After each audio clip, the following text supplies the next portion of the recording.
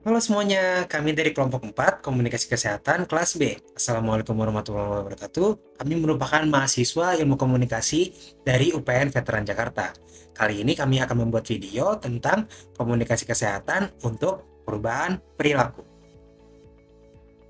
Selama mengikuti mata kuliah komunikasi kesehatan, kami diampu oleh dua dosen, yakni Ibu Siti Mariam sebagai dosen kelas kecil dan Ibu Retno Diah Kusumastuti sebagai dosen kelas besar. Kelompok kami terdiri dari dua orang, yakni Bintang Rehandani Suryatin dengan NIM 249 dan Reynalian Syamaulana Harahap dengan NIM 227. Sebelum kita mulai, apa kalian ada yang tahu apa itu komunikasi kesehatan? Komunikasi kesehatan pada hakikatnya merupakan sebuah penyampaian pesan yang dilakukan di ranah kesehatan, berguna untuk meningkatkan status kesehatan yang ada di dalam masyarakat.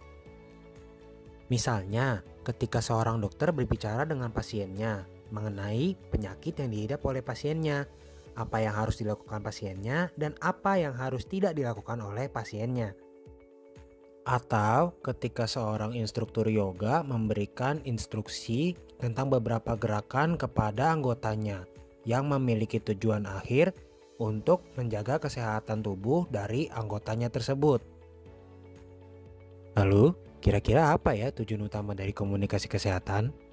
Ya, tujuan utamanya adalah untuk perubahan perilaku. Komunikasi kesehatan untuk perubahan perilaku merupakan upaya sistematis yang secara positif mempengaruhi praktik-praktik kesehatan, mulai dari analisa audiens hingga penyusunan kata-kata yang tepat. Lalu, seperti yang sudah disampaikan sebelumnya, komunikasi kesehatan juga diharapkan dapat memperbaiki kesehatan di dalam masyarakat.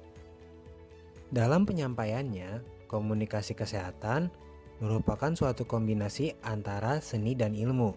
Seni di sini merupakan seni penyampaian informasi yang harus dibalut dengan ilmu-ilmu kesehatan yang memang sudah melalui sebuah proses penelitian. Untuk merubah perilaku seseorang, kita harus menguasai kemampuan komunikasi persuasif. Komunikasi persuasif sendiri merupakan kemampuan untuk mempengaruhi orang lain menggunakan pesan persuasif. Ya, selanjutnya kita akan gali lebih dalam mengenai komunikasi persuasif. Komunikasi persuasif adalah seni mempengaruhi orang lain melalui kata-kata, nada, dan gestur. Bayangkan dengan menggunakan teknik ini, kita bisa menginspirasi, membujuk, atau menggerakkan orang lain untuk bertindak sesuai dengan yang kita harapkan. Kunci utama dalam komunikasi persuasif adalah memahami audiens kita. Kita harus mendengarkan apa yang mereka butuhkan dan inginkan. Dengan demikian, kita bisa menyusun pesan yang tepat sasaran. Selain itu, kita perlu menyampaikan pesan kita dengan jelas dan meyakinkan, menggunakan data dan fakta yang kuat untuk mendukung argumen kita. Namun, komunikasi persuasif bukan hanya tentang kata-kata. Bahasa tubuh, intonasi suara, dan kontak mata juga memainkan peran penting. Ketika kita berbicara dengan penuh keyakinan dan kejujuran, audiens akan lebih mudah percaya dan tergerak oleh pesan kita. Kita juga harus memperhatikan tujuan komunikasinya, yakni mempengaruhi kognitif, afektif, dan psikomotorik. Seperti pada ilustrasi ini, kita harus mampu mempengaruhi orang-orang yang ada di depan kita, biarpun mereka sedang sibuk berbicara dengan satu sama lain. Lalu, apa sih mempengaruhi kognitif, afektif, dan psikomotorik itu? Kognitif sendiri merupakan kemampuan berpikir suatu individu. Kata-kata kita memiliki kekuatan besar untuk mengubah cara orang berpikir dan merasa. Dengan menggunakan bahasa yang positif, menggunakan data-data yang sudah teruji, serta penyusunan kata yang sempurna, kita akan mampu mempengaruhi cara orang berpikir tentang sesuatu. Mempengaruhi secara afektif bermaksud kita mampu mempengaruhi emosi dari suatu individu melalui kata-kata yang kita gunakan. Mempengaruhi emosi dari suatu individu berarti kita sudah mencapai tahap selanjutnya dalam mempengaruhi seseorang. Lalu, setelah mempengaruhi secara afektif, diharapkan kita mampu mempengaruhi psikomotorik seseorang, atau biasa dikenal dengan sikap dan perilaku. Jika berhasil sampai tahap ini, tandanya kita berhasil mempengaruhi seseorang menggunakan komunikasi yang telah kita susun. Pesan yang jelas dalam komunikasi kesehatan sangat penting karena dapat mempengaruhi komunikan secara efektif. Ketika pesan disampaikan dengan jelas, pasien atau penerima informasi dapat memahami instruksi, diagnosis, dan rekomendasi dengan tepat. Ini mengurangi risiko kesalahpahaman yang bisa berakibat fatal, seperti kesalahan penggunaan obat atau prosedur kesehatan. Dengan menggunakan bahasa yang sederhana dan menghindari jargon medis, serta memastikan pemahaman melalui tanya jawab, komunikasi menjadi lebih efektif dan dapat mempengaruhi komunikan dengan baik. Sehingga pentingnya kejelasan dalam penyampaian komunikasi kesehatan sangat harus diperhatikan. Penyampaian komunikasi kesehatan dapat dilakukan oleh tenaga kesehatan, instansi pemerintah, hingga public figure. Berikut adalah contoh penyampaian komunikasi kesehatan. Daging kambing bisa bikin darah tinggi. Nah, ini jawabannya jelas mitos. Iya. Jadi yang menyebabkan daging kambing itu, sate daging kambing atau tongseng, tengkleng, dan gulai itu jadi meroket adalah komponen garam dan kecapnya yang berlebihan. Semua segala sesuatu makanan yang rasa-rasa itu resikonya tinggi. Makanya kalau sudah tahu terlalu asin ya jangan makan berlebihan.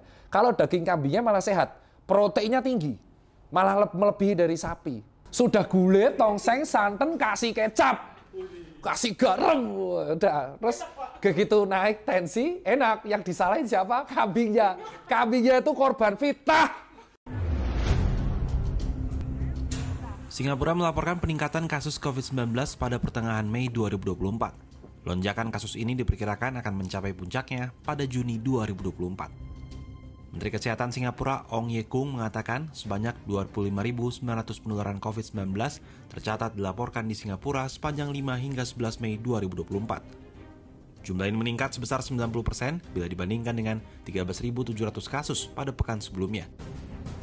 Kementerian Kesehatan Singapura juga menyebutkan rata-rata rawat inap harian akibat COVID-19 meningkat menjadi sekitar 250 dari 181 orang pada pertengahan Mei 2024. Meski sudah ada peningkatan kasus COVID-19, jumlah pasien yang perlu mendapatkan perawatan medis di rumah sakit masih tergolong rendah, yakni 3 kasus per hari. Menkes Singapura mengungkapkan negaranya masih dapat menangani perawatan pasien COVID-19 jika kasus penularannya meningkat 2 kali lipat.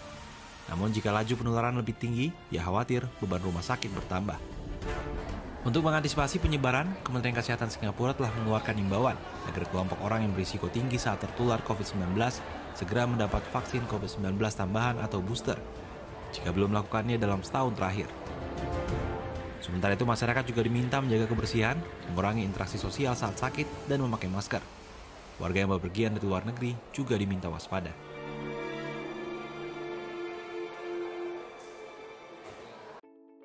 Penyampaian komunikasi kesehatan dari Dr. Tirta di samping pesan komunikasi kesehatan disampaikan oleh seorang dokter yang menjadi influencer.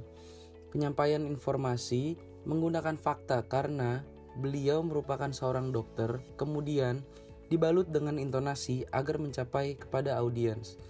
Tujuan akhirnya adalah agar audiens tidak salah paham mengenai daging kambing dan tidak memakai bumbu secara berlebihan. Penyampaian komunikasi di atas dilakukan oleh lembaga media massa, disampaikan dengan menyajikan fakta lapangan beserta data yang konkret mengenai COVID di Singapura. Tujuan akhir dari komunikasi kesehatan di atas adalah agar audiens kembali waspada terhadap bahaya dari COVID, memakai masker ketika bepergian, menghindari kerumunan dan mendapatkan vaksin jika sudah lebih dari 1 tahun tidak mendapatkan vaksin. Sekarang, apakah sudah dapat dipahami apa itu komunikasi kesehatan untuk perubahan perilaku? Secara garis besar, hal ini merupakan penyampaian pesan atau informasi kesehatan dengan tujuan akhir merubah perilaku audiens agar dapat meningkatkan kualitas kesehatan di masyarakat. Dalam penyampaiannya, pesan harus jelas agar tidak terjadi kesalahpahaman yang bisa berakibat fatal. Menghindari pemakaian jargon medis untuk mempermudah audiens menyerap informasi hingga data untuk mendukung keaslian informasi. Kita juga harus memperhatikan tentang pesan persuasif agar mempengaruhi kognitif, afektif, dan psikomotorik dari target audiens komunikasi kesehatan. Oleh karena itu, penyampaian komunikasi kesehatan harus disusun sedemikian rupa agar bisa merubah perilaku audiens. Sebelum kami akhiri video ini, kami ingin menyampaikan rasa terima kasih kami kepada dosen yang sudah membimbing kami selama proses pembelajaran di kelas komunikasi kesehatan. Kemudian, semoga video ini dapat bermanfaat bagi semuanya yang menonton. Terima kasih, sampai jumpa.